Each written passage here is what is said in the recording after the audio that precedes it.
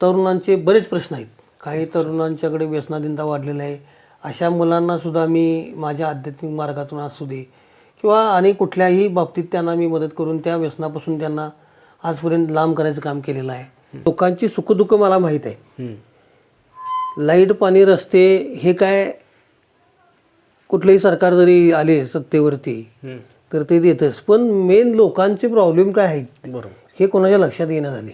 माझ्या शालेय जीवनापासून ते आजपर्यंत मी छत्रपती शिवाजी महाराजांच्या प्रेरणास्थानावरतीच मी त्यांच्या विचारावरतीच मी आजपर्यंत चालत आलेला माणूस आहे. करवी तालुक्यामध्ये असेल किंवा जिल्हाभरामध्ये म्हटलं तर काही वावगं ठरणार नाही, तर यांना SR पॉवर किंवा SR महाराज या नावानं यांना ओळखलं जातं. त्या पक्षाशी निगडीत राहणंच म्हणजे मला बरं वाटते.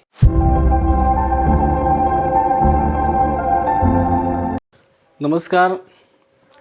सन 2026 म्हणजे चालू सालामध्ये आत्ताच्या घडीपर्यंत देशात, राज्यात एक नंबरचा पक्ष म्हणून भारतीय जनता पार्टीकडे बघितलं जाते. या केंद्रात आणि राज्यात सत्ता असल्यामुळं जिल्ह्यामध्ये, तालुक्यामध्ये देखील या भारतीय जनता पार्टीची पाळंमुळं आता घट होताना दिसत आहेत. आणि साहजिकच आहे की या पार्टीकडं लोकांचा ओढा वाढला आहे. आता जर बघितलं तर इतर पक्षांमधून या पक्षामध्ये येण्यासाठी चढाओढ सुरू असल्याचं देखील दिसून येते. साहजिकच आहे. पण आपण अशा एका व्यक्तीला भेटण्यासाठी आलेलो आहोत की जी व्यक्ती या अगोदर समाजकारणामध्ये होती, इतर कोणत्याही पक्षात नव्हती किंवा राजकारणाशी संबंध नव्हता, परंतु अफाट जनसंपर्क, काम करायची ताकद, काम करायची मनोवृत्ती आणि यातूनच एक जोडला गेलेला प्रत्येक माणूस, ह्या असंख्य पाठबळावरतीच आता भारतीय जनता पार्टीमध्ये प्रवेश करण्यासाठी इच्छुक असणारे सरदार रानगे यांच्याशी आपण आज संवाद साधणार आहोत. साधारण जर बघितलं तर सरदार राजाराम रानगे असं यांचं नाव आहे आणि यांना या पंचक्रोशीमध्ये, करवी तालुक्यामध्ये असेल किंवा जिल्हाभरामध्ये म्हटलं तर काही वावगं ठरणार नाही, तर यांना SR पॉवर किंवा SR महाराज या नावानं यांना ओळखलं जातं. यांची जर राजकीय पार्श्वभूमी तर राजकीय म्हणता येणार नाही, सामाजिक पार्श्वभूमी बघितले तर व्यसनाधीनता असेल, सामाजिक क्षेत्र असेल, शेतकऱ्यांचं क्षेत्र असेल किंवा सर्वच क्षेत्रामध्ये यांनी एक आपलं बहुमोल काम करून आपलं एक वेगळी ओळख या ठिकाणी निर्माण केल्याचं दिसून येते.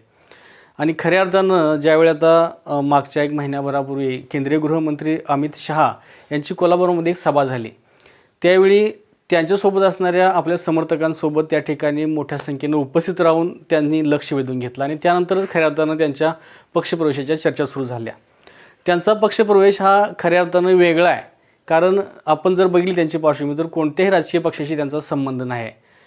हिंदुत्ववादी विचार, आपले आध्यात्मिक काम यातून त्यांची ओळख निर्माण झाली आणि त्यामधूनच ते भारतीय जनता पार्टीशी संलग्न होत आहेत. हा जो नेमका पक्षप्रवेश आहे हा उद्या बुधवारी 15 जुलै रोजी भारतीय जनता पार्टीच्या प्रमुख कार्यालयामध्ये होतो आहे. यासाठी आमदार गोपीचंद पडळकर, राज्यसभेचे खासदार धनंजय महाडिक, राज्याचे नामदार चंद्रकांतदादा पाटील, या भारतीय जनता पार्टी ग्रामीण जिल्हाध्यक्ष नाथाजी पाटील, त्याबरोबरच इतर सर्व पदाधिकाऱ्यांच्या उपस्थितीमध्ये हा पक्षप्रवेश होतो आहे. हा दिमागदार सोहळा होणार आहे, पण त्या पार्श्वभूमीवर आपण आज त्यांच्याशी संवाद साधतोय की त्यांनी भारतीय जनता पार्टीमध्येच प्रवेश का घेतला. दुसरी गोष्ट म्हणजे त्यांची थोडीशी पार्श्वभूमी असेल किंवा त्यांची ध्येय धोरणं असेल, या सर्वच गोष्टीबाबत आपण त्यांच्याशी दिलखुलास संवाद साधतोय, त्यांच्याशी चर्चा करतोय. सर नमस्ते. नमस्ते. सुरुवातीला आपल्याला संवाद साधताना पहिल्या प्रश्नावरती जाऊया. साधारण तुमच्यावर कुठल्याही पक्षाचं लेबल नाही अजूनपर्यंत, तुम्ही सामाजिक कार्यामध्ये कार्यरत आहात.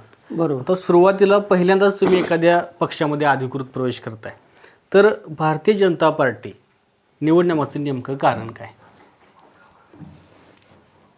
त्याचं कसं आहे साहेब की मी मुळातच हिंदुत्ववादी विचारांचा कार्यकर्ता आहे. माझ्या शालेय जीवनापासून ते आजपर्यंत मी छत्रपती शिवाजी महाराजांच्या प्रेरणास्थानावरतीच मी त्यांच्या विचारावरतीच मी आजपर्यंत चालत आलेला माणूस आहे. कारण पक्षाचाच विचार मी का केला आहे, कारण आपल्या ह्या करवीर विधानसभा मतदारसंघामध्ये असेल, आपल्यामध्ये करवीर आहे, पन्हाळा तालुका आहे, गगनबावडा तालुका आहे, राधानगरी तालुका आहे. ह्या तालुक्यामध्ये जर आपण तालुक्यामध्ये जर बघायला गेलं तर तरुणांचे बरेच प्रश्न आहेत. काही तरुणांच्याकडे व्यसनाधीनता वाढलेला आहे. अशा मुलांनासुद्धा मी माझ्या आध्यात्मिक मार्गातून असू दे किंवा आणि कुठल्याही बाबतीत त्यांना मी मदत करून त्या व्यसनापासून त्यांना आजपर्यंत लांब करायचं काम केलेलं आहे. किंवा तुम्हाला सांगतो, आज शेतकऱ्यांचे सुद्धा भरपूर प्रश्न आहेत, त्यावरही सुद्धा आपल्याला काहीतरी करायचं आहे. इकडचा म्हणजे ह्या 4 तालुक्यामध्ये विकसित शेतकरी कसा होईल, अच्छा. ह्यासाठी माझं सातत्यानं प्रयत्न असणार आहेत पुढं. ह्यासाठी सुद्धा मला म्हणजे ह्या पक्षाचीच मी निवड का केली, हां.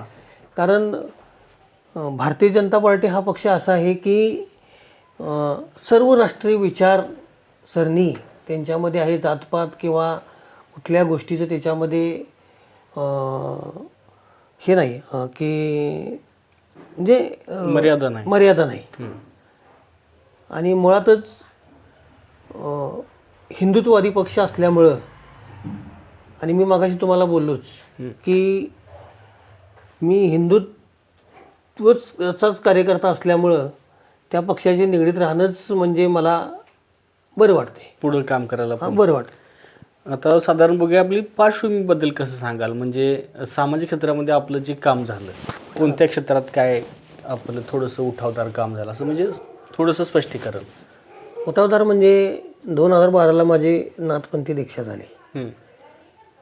त्यामुळे माझं आध्यात्मिक प्रबोधन किंवा मगाशी तुम्हाला बोललो मी, तरुणांची व्यसनाधीन तरुणांना व्यसनापासून लांब करणं, लोकांना चांगल्या मार्गाला लावणं काय. कारण मी माझ्या आता ह्या 15-16 वर्षाच्या कारकिर्दीमध्ये मी सामाजिक कार्यक्रम पण खूप केलेले आहेत. आता माझा वर्षातनं एक कार्यक्रम असतो धर्मरथ बीजचा, तर ते साधारणतः 9 दिवस पारायण सोहळा असतो. त्यामध्ये विविध कार्यक्रम असतात. 9 दिवस पारायण असतं नाथांचं. त्यामध्ये शेवटच्या दिवशी एक 10,000 लोकांचा इथं महाप्रसाद असतो. अच्छा. त्या माध्यमातून सुद्धा लोकांशी मी कनेक्टेड आहे. त्याच्यामुळं लोकांची सुखदुःख मला माहीत आहे. लाईट, पाणी, रस्ते हे काय कुठलेही सरकार जरी आले सत्तेवरती तर ते देतच, पण मेन लोकांचे प्रॉब्लेम काय आहेत बरोबर हे कोणाच्या लक्षात येणं झाले.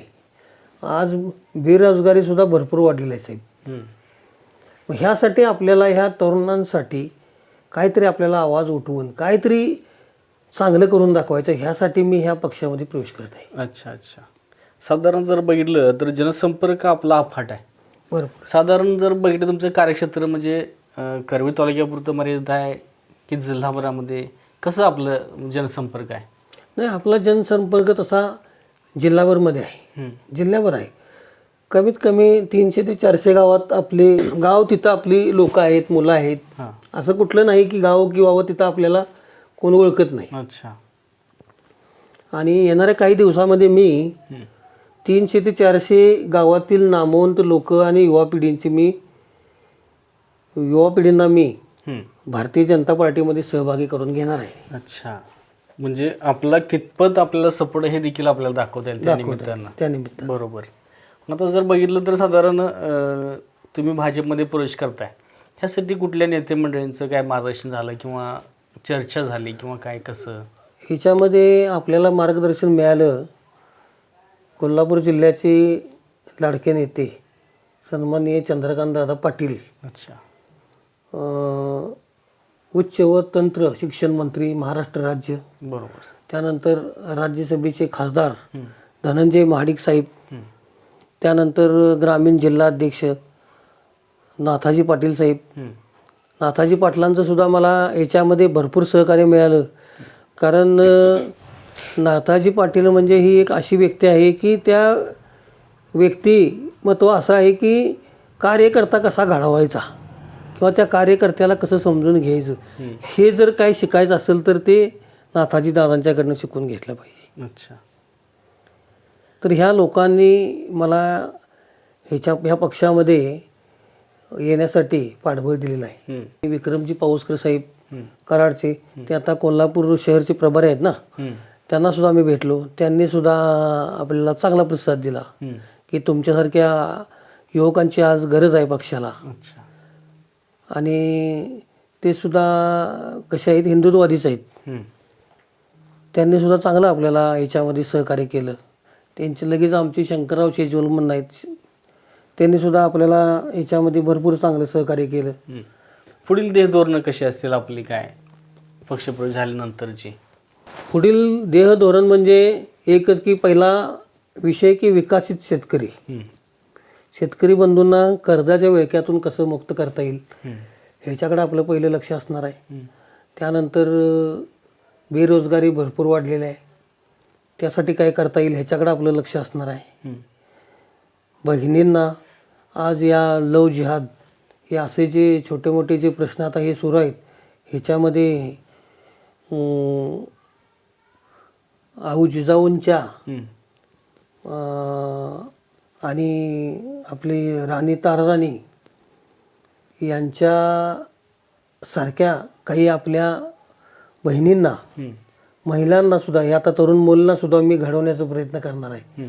क्रांतिकारी बनवण्याचं मी ह्या काही येत्याल्या दिवसामध्ये मी सुद्धा तसेच प्रयत्न करणार आहे. अच्छा. त्यासाठी आता उद्याच्या पक्षप्रवेशाच्या पार्श्वभूमीवरती तुमच्या समर्थकांना, तुमच्या मित्रपरिवाराला काय आवाहन करावं असं वाटेल? कारण तुमची ही जी मुलाखत आहे ही चॅनलच्या माध्यमातून जिल्हाभर लोक बघतायत. तुमच्या समर्थकांना, मित्रपरिवारांना काय संदेश द्याल? मी माझ्या तरुण बांधवांना, ही सगळ्या संपूर्ण युवा पिढीला आणि बहिणींना सर्वांना एकच आवाहन करेन की उद्या जो काही माझा पक्षप्रवेश आहे, उद्या ठीक 5 वाजता भारतीय जनता पार्टीच्या कार्यालयामध्ये कोल्हापूर येथे, तर